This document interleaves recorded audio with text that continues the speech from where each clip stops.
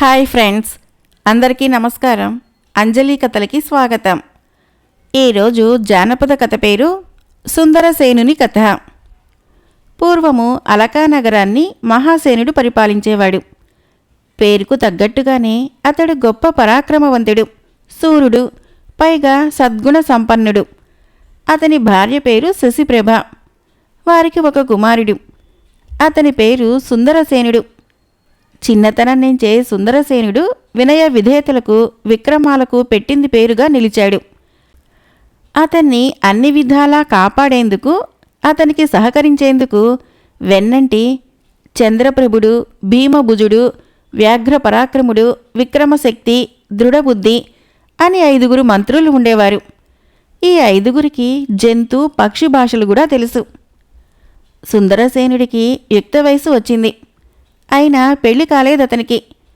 అందుకు కారణము సరైన పిల్ల దొరకకపోవటమే. అందమైన భార్య కావాలతనికి.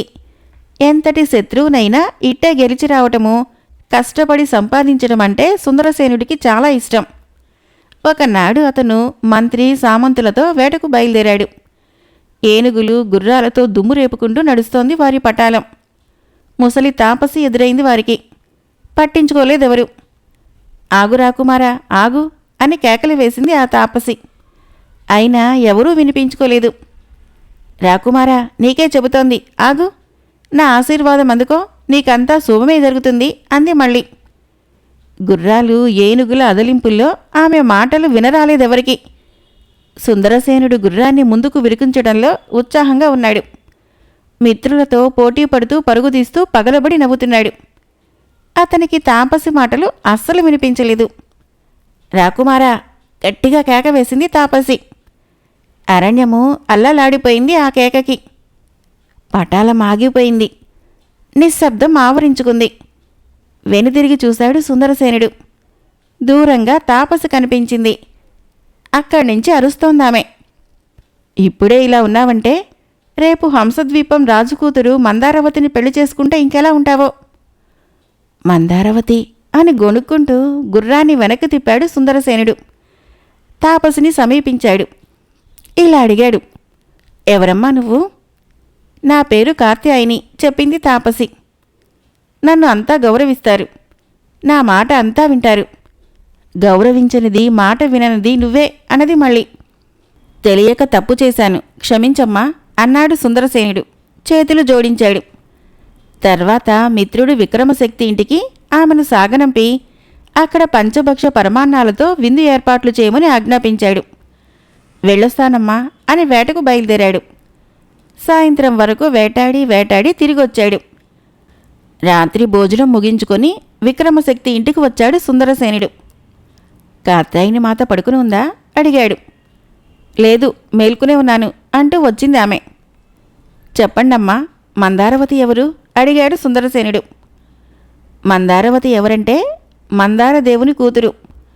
మందారదేవుడు హంసద్వీపానికి రాజు. మందారవతిని నేను చూశాను. చాలా అందగత్తే. ఆ అపురూప సౌందర్యానికి నువ్వే తగినవాడివి అని నవ్వింది కాత్యాయని. ఆమె అంతటి అందగత్తెనా ఆశ్చర్యపోయాడు సుందరసేనుడు.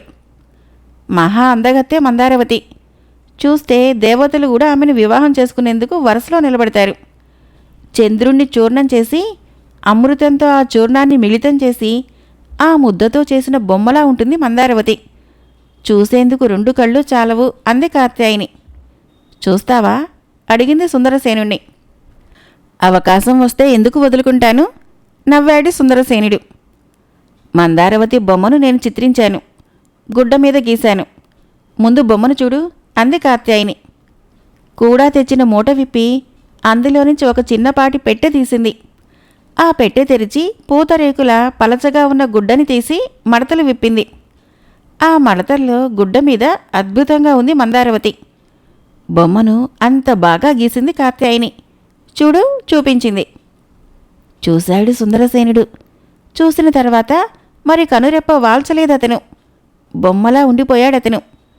మిత్రులు కూడా మందారవతి బొమ్మను చూశారు. చాలా బాగుందనుకున్నారు. కాత్యాయనిని వారిలా అడిగారు, అమ్మా, మా యువరాజు బొమ్మ కూడా గీసి పెట్టండి. అప్పుడు 2 బొమ్మలు పక్కపక్కన పెట్టి చూద్దాము. తప్పకుండా అంది కాత్యాయిని. సుందరసేనుడి బొమ్మను గీయనారంభించింది. గుడ్డ మీదే చిత్రించింది. సుందరసేనుడు ఎలా ఉన్నాడో అలాగే గీసింది. దాంతో మందారవతిని కల్పించి చిత్రించింది కాదని తెలుసుకున్నారు మిత్రులు. ఆ 2 బొమ్మల్ని పక్కపక్కన పెట్టి చూశారు. ఏడు జోడు బాగుందనుకున్నారు. సుందరసేనుడికి తగిన భార్య అనుకున్నారు. ఈ మాటే చెప్పారు యువరాజుకి. నవ్వాడు సుందరసేనుడు. తన బొమ్మ గీసినందుకు, తనకి మందారవతిని పరిచయం చేసినందుకు కృతజ్ఞతగా కాత్యాయినికి తగిన బహుమతులిచ్చి ఆమెను పంపించేశాడు సుందరసేనుడు. తర్వాత ఆమె గీసిన 2 చిత్రాల్ని పట్టుకొని అంతఃపురానికి వచ్చి వాటినే పదే పదే చూస్తుండిపోయాడు. తనని కలిసేందుకు వచ్చిన తల్లిదండ్రులకు ఏదో దాస్తున్నట్లుగా కనిపించసాగాడు యువరాజు. వారు దానిని గ్రహించారు. సుందరసేనుడి మిత్రులను పిలిచి వివరాలు అడిగారు. వేటకి సుందరసేనుడు బయలుదేరటమో, తాపసి తారసపడటమో, మందారవతి చిత్రాన్ని చూపించటమో అంతా వివరించారు మిత్రబృందం. నీ కోరిక తప్పు కాదు బాబు. మా దగ్గర నువ్వు మందారవతిని దాచటమే తప్పు అన్నారు తల్లిదండ్రులు సుందరసేనుడితో. సిగ్గుపడ్డాడు అతను. మందారదేవుడు నాకు మిత్రుడు, నా మాట కాదనడు. మందారవతిని నీకిచ్చి పెళ్లి చేయమంటాను అన్నాడు తండ్రి. ఈ విషయమై మన సురతదేవుణ్ణి దూతగా హంసద్వీపం పంపుతాను అన్నాడు మళ్ళీ. అన్నట్టుగానే దేవునికి కాత్యాయిని చిత్రించిన సుందరసేనుని చిత్రపటాన్నిచ్చి పంపాడు అతను. ఓడలో ప్రయాణించి హంసద్వీపానికి చేరుకున్నాడు దేవుడు. మహారాజు మందారదేవుణ్ణి కలిశాడు. నేను అలకానగరం నుంచి వచ్చాను. మా రాజు మహాసేనుడు మిమ్మల్ని కలుసుకోమన్నాడు అని చెప్పాడు సురతదేవుడు. సుందరసేనుడు మా యువరాజు. వారు మీ అమ్మాయి మందారవతి చిత్రపటాన్ని చూసి మోహించారు. ఆ పటాన్ని తాపసి కాత్యాయిని చూపించిందతనికి. తన అందచందాలకు సరైన కన్య దొరకకపోవడంతో ఇన్నాళ్ళు యువరాజు పెళ్లి చేసుకోలేదు. ఇప్పుడు మీ అమ్మాయిని చూసి ప్రేమించారు, పెళ్లి చేసుకుంటానంటున్నారు. యువరాజు గారు మీ అమ్మాయికి తగినవారు. అందచందాల్లో మీ అమ్మాయికి ఏమాత్రమూ తీసిపోరు అన్నాడు మళ్ళీ. అలాగా అన్నట్టుగా తల ఊపాడు మందారదేవుడు. ఇది మా యువరాజు సుందరసేనుడి చిత్రపటం, తిలకించండి అని చేతిలోని చిత్రపటాన్ని అందించాడు దేవుడు. అందుకున్నాడు మందారదేవుడు. చూసి విస్తుపోయాడు. మందారవతికి తగిన అందగాడు దొరకడనుకున్నారు ఇన్నాళ్ళు. ఇప్పుడు ఆ ఆలోచన తప్పని తెలిసింది. భార్యకు చూపించాడు ఆ పటాన్ని. అబ్బాయి చాలా బాగున్నాడండి, మెచ్చుకుంది రాణి. అయితే అమ్మాయి అభిప్రాయం కనుక్కుందాం అని చిత్రపటాన్ని తీసుకొని మందారవతి అంతఃపురానికి వచ్చారిద్దరు. విషయాన్ని వివరించి సుందరసేనుడి చిత్రపటాన్ని ఆమె చేతిలో ఉంచారు. చూడమ్మా, అబ్బాయి నీకు నచ్చితేనే పెళ్ళి అన్నారు. సిగ్గుపడుతూ సుందరసేనుడి చిత్రపటాన్ని మెల్లమెల్లగా కళ్ళెత్తి చూసింది మందారవతి. చూసిన తర్వాత మరి చూపు తిప్పుకోలేదు. ఎంత అందగాడు, పేరుకు తగినట్టుగానే ఉన్నాడనుకుంది. సుందరసేనుని గుండెల్లో నింపుకుంది. కూతురు సిగ్గుచాటు నవ్వులు, చిత్రపటం మీద నిలిచిన ఆమె చూపుల్లోని భావాలు గ్రహించాడు మందారదేవుడు. అమ్మాయికి అబ్బాయి నచ్చినట్టేనని నిర్ణయానికి వచ్చాడు. దూత సురతదేవుడికి తన అభిప్రాయాన్ని ఇలా తెలియజేశాడు. ఈ పెళ్లి మాకిష్టమే. మా అమ్మాయికి మీ అబ్బాయి నచ్చాడు. మహదానందం మహారాజా చేతులు జోడించాడు దేవుడు. రేపు మీతో పాటుగా మా దూత కుమారదత్తుడు వస్తాడు. ఇద్దరూ కలిసి అలకాపురాన్ని చేరి మా అంతరంగాన్ని మీ మహారాజుకు విన్నవించండి చెప్పాడు మందారదేవుడు. స్నేహం కోసం మేం ప్రాణాలనే ఇస్తాం. అలాంటిది మిత్రుడు మహాసేనుడు మా అమ్మాయిని కోడలిగా అడిగితే కాదంటాడా? కాదనడు. ఈ పెళ్లి అన్ని విధాలా మాకు సంతోషదాయకమే.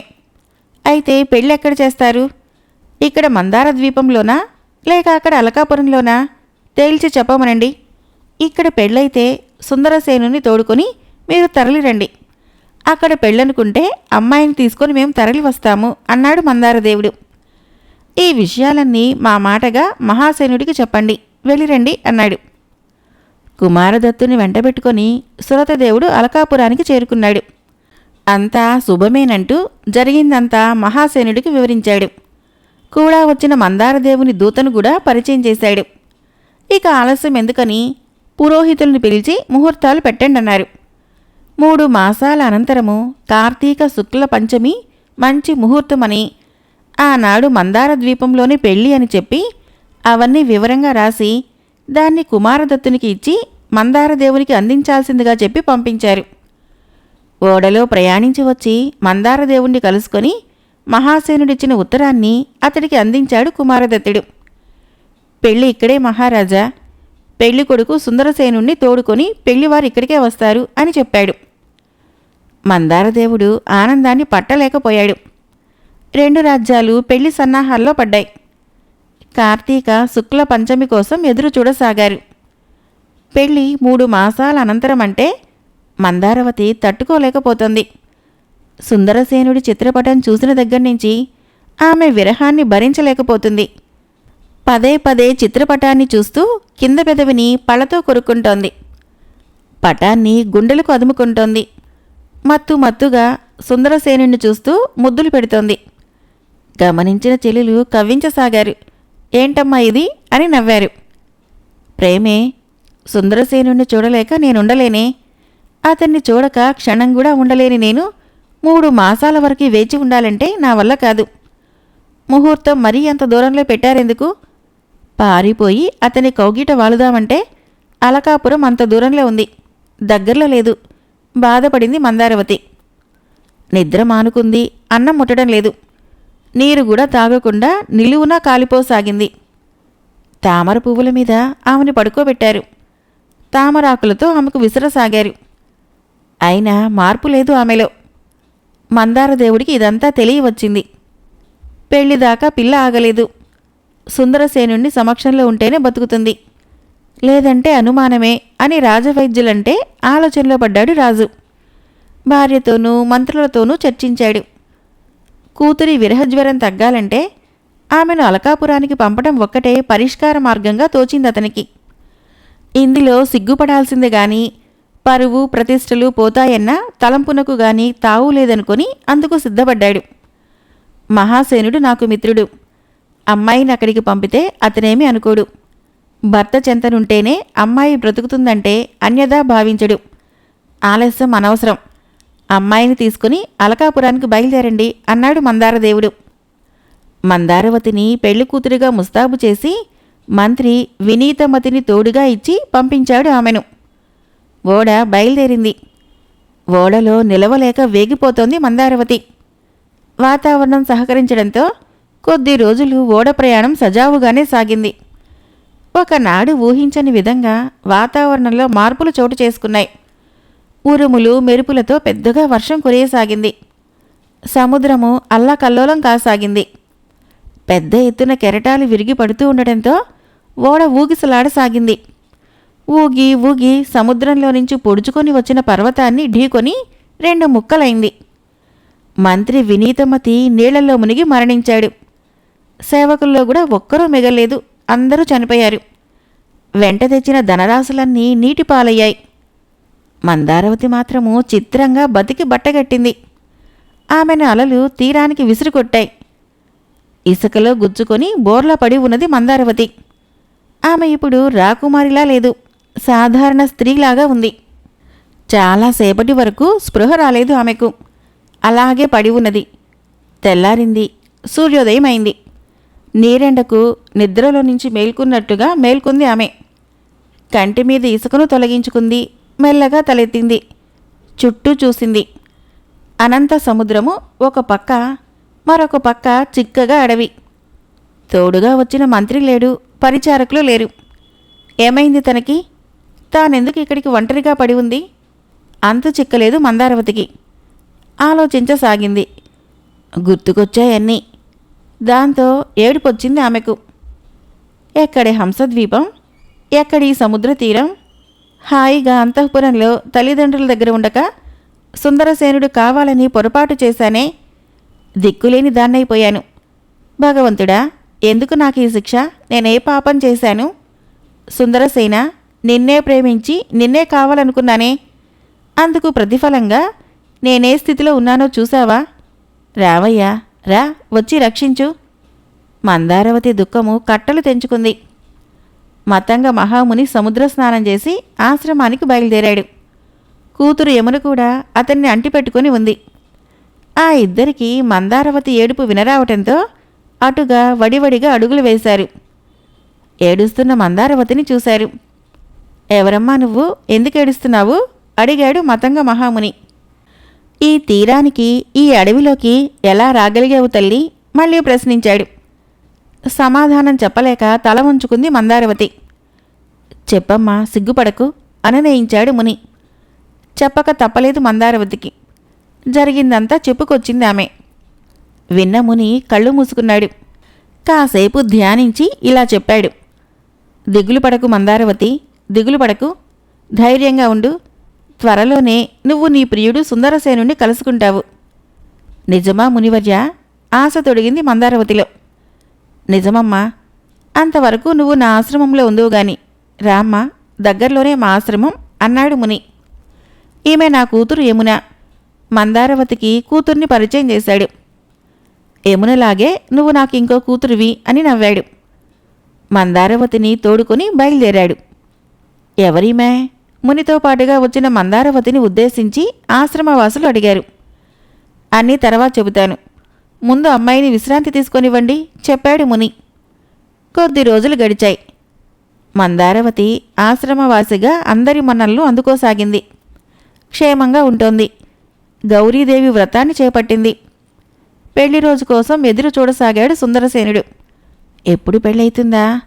ఎప్పుడెప్పుడు మందారవతిని బిగికోగిట బంధిద్దామా అన్న ఆత్రంలో ఉన్నాడతను. రోజులు లెక్కిస్తున్నాడు. ఒంటరితనాన్ని, ఏకాంతాన్ని కోరుకుంటున్న సుందరసేనుణ్ణి స్నేహితులు కలవలేకపోతున్నారు. మందారవతి లోకంలో ఉంటూ మిత్రులను పట్టించుకోవటం మానేశాడు. పెళ్లి రోజు దగ్గర పడింది. హంసద్వీపానికి ప్రయాణమయ్యారంతా. గజ, తురంగమ దళాలతో బయలుదేరారు. ముందుగా శశాంకపురానికి చేరుకున్నారు.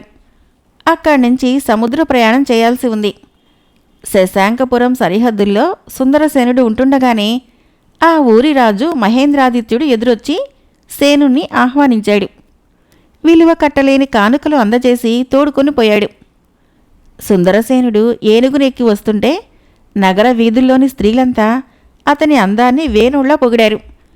తను పెళ్లికి తరలి వస్తానంటే ఆ రాత్రి ఆదిత్యుని ఇంట విశ్రాంతి తీసుకోక తప్పలేదు సేనుడికి. నిద్ర పట్టడం లేదు. పదే పదే మందారవతే గుర్తుకొస్తోంది అతనికి. దేవుడు కరుణిస్తే సముద్రాన్ని త్వరగా దాటేయాలి. ప్రియురాల్ని అందుకోవాలి. ఆమె అధరామృతం జుర్రుకోవాలనుకుంటూ తెల్లవార్లు గడిపాడు. సూర్యోదయం కాగానే మహేంద్రాదిత్యుణ్ణి వెంటబెట్టుకుని ఓడెక్కాడు. ఓడ బయలుదేరింది. ఆహార పదార్థాలు, మంత్రులు కూడా వారితో పాటే ఉన్నారు. మరొక ఓడలో పరివారమంతా ఉంది. 2 ఓడలు నైరుతి దిక్కుగా ప్రయాణించసాగాయి. 2-3 రోజులు ఎలాంటి ఇబ్బందులు ఎదురుకాలేదు. తర్వాత ప్రారంభమైంది పెనుగాలి.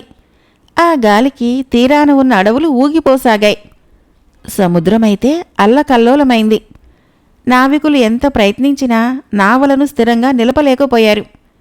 దాంతో వారంతా సముద్రుణ్ణి శాంతించమని వజ్ర వైడూర్యాలని దోసులతో పోసి నమస్కరించారు. అయినా ఫలితం లేకపోయింది. తెరచాపలు దించారు. పెద్ద పెద్ద రాళ్లని గొలుసులకు కట్టి వాటిని నీళ్లలోకి దించారు. ఓడలు కదలకుండా ఉండేందుకు ప్రయత్నించారు. అయినా ఓడలు నిలవలేదు. నీటి మీద తేలుతున్న 2 ఏనుగుల్లా ఓడలు 2 ఊగిపోసాగాయి. కూర్చున్న చోటు నుంచి సుందరసేనుడు తూలిపడ్డాడు. యువరాజా, యువరాజా అంటూ అతన్ని లేవనెత్తేందుకు ముందుకు వచ్చిన మంత్రులను వారించి లేచి నిల్చున్నాడు సుందరసేనుడు. తర్వాత బాధగా అందరిని చూసి ఇలా అన్నాడు. నా దురదృష్టం మిమ్మల్ని కూడా చుట్టుకుంటున్నట్లున్నది. క్షమించండి. నేను లేకపోతే మీరైనా ప్రాణాలతో ఉంటారేమో. ఉండటమే నాకు కావాలి. మీరంతా క్షేమంగా ఉండటమే రాజుగా నేను కోరుకునేది అంటూ సముద్రంలోకి దూకేశాడు. యువరాజా అంటూ మహేంద్రాదిత్యుడు, అతనితో పాటు మంత్రులు కూడా సముద్రంలోకి దూకేశారు. సుందరసేనుణ్ణి పట్టుకునేందుకు వారెంతగానో ప్రయత్నించారు. వీలు కాలేదు. ఎవరికి వారు అలలకు దూరంగా కొట్టుకుపోసాగారు. కాసేపటికి గాలి నిలిచిపోయింది. సముద్రంలో అల్లకల్లోలం తగ్గింది. సుందరసేనుణ్ణి ఎట్టకేలకు మంత్రి దృఢబుద్ధి కలుసుకోగలిగాడు. ఆ సమయంలో అక్కడికి 2 తాపసులు వచ్చారు. స్నానానికి వచ్చారా తీరానికి? దుఃఖిస్తోన్న సుందరసేనుణ్ణి ఓదారుస్తున్న దృఢబుద్ధిని గమనించారు. ఏమైంది నాయనా అని అడిగారు. జరిగిందంతా చెప్పాడు దృఢబుద్ధి.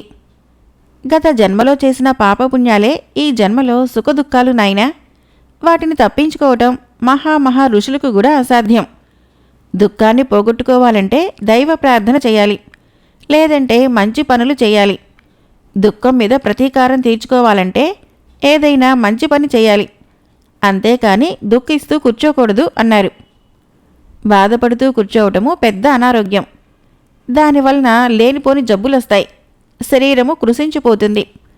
శరీరం నాశనమైతే ఎందుకు పనికి రాకుండా పోతాం. మంచి పనులు చేసేందుకు ఆరోగ్యం కావాలి. ఆరోగ్యం కావాలంటే ఇలా బాధపడుతూ కూర్చోకూడదు అన్నారు మళ్ళీ. ప్రేమాభిమానాలు తప్ప నీకేం తెలీదు యువరాజా. నీ అమాయకత్వమే నీకు మంచి చేస్తుంది. త్వరలోనే నీకు శుభం చేకూరుతుంది. అందాక మీరు మా ఆశ్రమంలో ఉండండి. కాలక్రమంలో అన్నీ ఆలోచించుకోవచ్చు అన్నారు. మంత్రితో పాటుగా సుందరసేనుణ్ణి తోడుకొని వెళ్లారు వాళ్ళు. మంత్రులు విక్రమశక్తి, భీమభుజుడు సముద్రాన్ని ఈది ఎలాగైతేనే గట్టుకు చేరుకున్నారు. వారు చేరిన గట్టు సుందరసేనుడు చేరిందే. తమలాగే సుందరసేనుడు గట్టుకు చేరి ఉంటాడని ఆశిస్తూ అతని కోసం వారు అక్కడి అడవిదారిని పట్టారు. చండప్రభుడు, వ్యాఘ్య పరాక్రముడు, మహేంద్రాదిత్య మహారాజు కూడా ఓ గట్టుకు చేరుకుని సుందరసేనుడి కోసం వెతికి అతను కనిపించకపోవడంతో పెను దుఃఖంతో శశాంకపురానికి చేరుకున్నారు. అక్కడి నుంచి తర్వాత అలకాపురానికి చేరుకున్నారు. జరిగిందంతా మహాసేనుడికి వివరించారు. సుందరసేనుడు సముద్రంలోకి దూకేశాడని తెలుసుకున్న తల్లిదండ్రులు ప్రాణత్యాగానికి ప్రయత్నించారు. ప్రజలు వారించడంతో ఆ ప్రయత్నాన్ని విరమించారు. అయితే రాజ్యపాలన మీద మనసు లేని మహాసేనుడు ఊరు బయట ఉన్న శివాలయంలో తపస్సు చేస్తూ కూర్చున్నాడు. ఈ వివరాలన్నీ మందారదేవునికి తెలియవచ్చాయి. హంసద్వీపం ప్రజలు కూడా తెలుసుకున్నారు. అంతా బోరున విలపించారు. సుందరసేనుడు, మందారవతి ఇద్దరూ కనిపించడం లేదని తెలియటంతో మందారదేవుడు కూడా మహాసేనుడిలాగానే ప్రాణత్యాగానికి పూనుకున్నాడు. మంత్రులు వారిస్తే ఊరుకున్నాడు. అయినా రాజ్యపాలన చేయలేనని చెప్పి పాలనా వ్యవహారాలన్నీ మంత్రివర్గానికి అప్పజెప్పి భార్యతో పాటుగా అలకాపురానికి చేరుకున్నాడు అతను. అక్కడ మితాహారాన్ని స్వీకరిస్తూ దర్భల మీద పడుకుంటూ తపస్సు చేయసాగాడు. ఇదిలా ఉండగా దృఢబుద్ధితో కలిసి సుందరసేనుడు ఒకనాడు మతంగముని ఆశ్రమం దగ్గరగా వచ్చాడు. అక్కడ సరస్సులో స్నానం చేశాడు. ఒడ్డునున్న పళ్ళ చెట్లను వంచి నానా రకాల పళ్లను కోశాడు, తిన్నాడు. బాగున్నాయని మెచ్చుకున్నాడు.